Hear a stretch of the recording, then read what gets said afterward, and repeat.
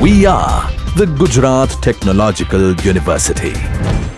Since its inception over a decade ago, GTU has been empowering young and curating minds to realize their true potential. Over 4 lakh inspired students are enrolled with one of the premier academic universities in India. With more than 450 affiliated colleges in its fold operating across 5 zones of the state, GTU, the International Innovative University, your place to move forward.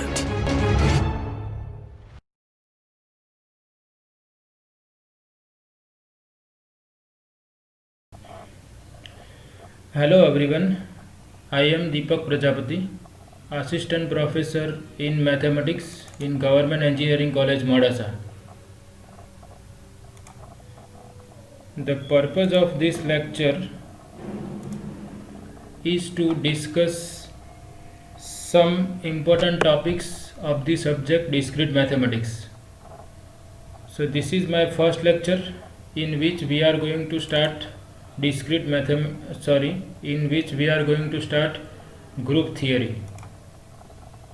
So before we try to understand what is group, we first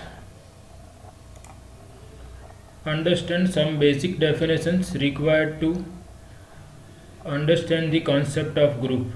So first definition is binary operation.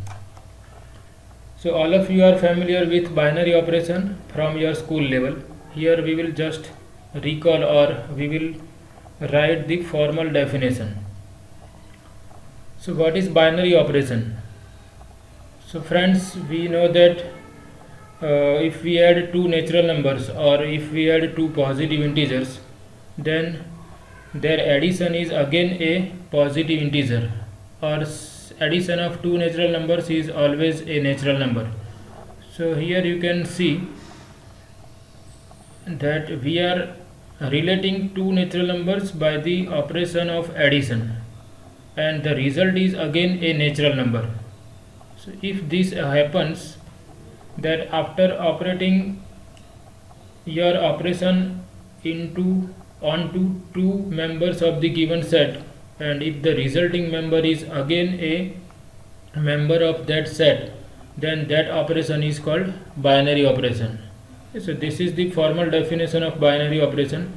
Suppose x is any set, then binary operation is nothing but a function from x cross x to x. Any function from x cross x to x is called binary operation on x. You are familiar with this Cartesian product definition. X cross x means it is the set of all ordered pairs x comma y, where x and y belongs to x. So as I discuss, the simple example of binary operation is addition on the set of natural numbers. So we can define in this way: function from n cross n to n defined as fxy equal to x plus y. So if I take any ordered pair xy, the result is x plus y, which is again a member of the set of natural numbers. This shows that f is a binary operation on the set of natural numbers. Okay, because the addition of 2 natural numbers is always a natural number. So if f is a binary operation on x, then for any xy belongs to x, the resultant, that is f of xy, must be in capital X. So for x equal to n, xy belongs to n implies fxy is x plus y belongs to n. So addition is a binary operation on set of natural numbers.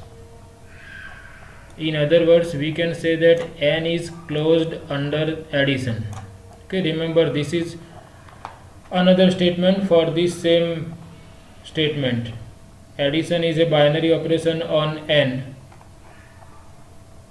That we can say, in other words, the set of natural numbers is closed under addition. Both are the same thing. Addition is a binary operation on n. This statement is equivalent to the statement that set of natural numbers is closed under addition.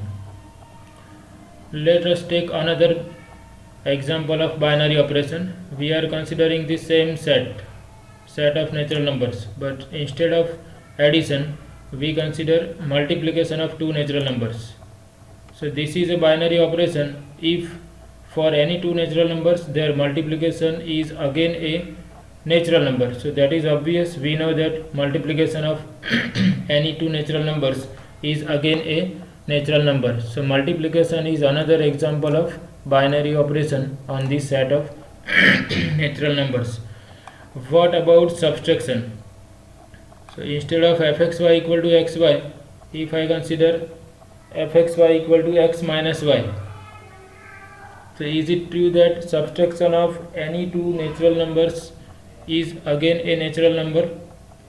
So answer is obvious. Subtraction of any two natural numbers is not always a natural number. For example, if we consider 3 minus 2, then 3 minus 2 is 1 is a natural number. But if we reverse the order, 2 minus 3, then 2 minus 3 is minus 1, which is not natural number. So subtraction is not a binary operation on this set of natural numbers. So we change our set. Instead of set of natural numbers, suppose I consider set of integers, and if I consider subtraction on the set of integers, then it will be a binary operation on the set of integers. Why? Because set of integers includes negative integers also. So for any xy belongs to z, x minus y is always a member of z. So subtraction is a binary operation on this set of integers. What about division?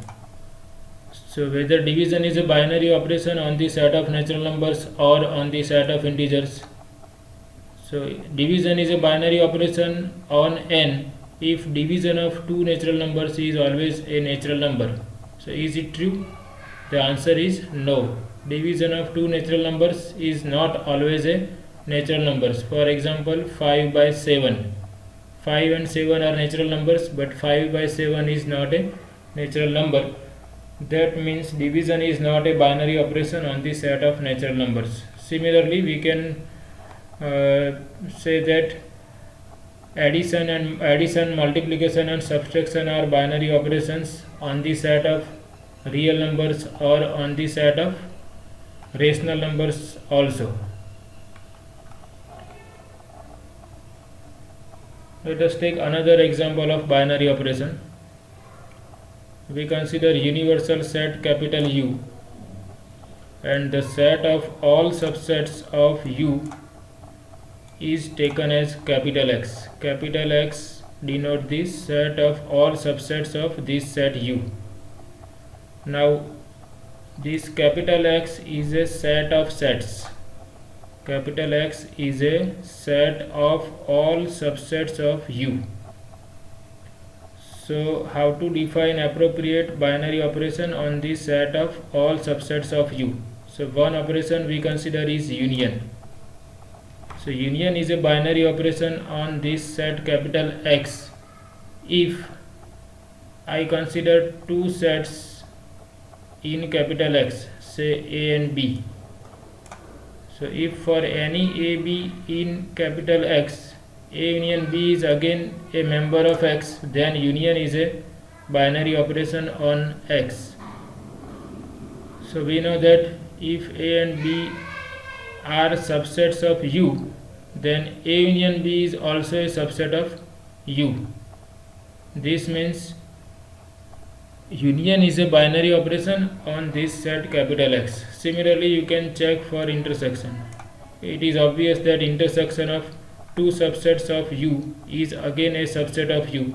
So A intersection B is also a member of X for any A B belongs to X. So union and intersection are binary operations on the set of all subsets of U.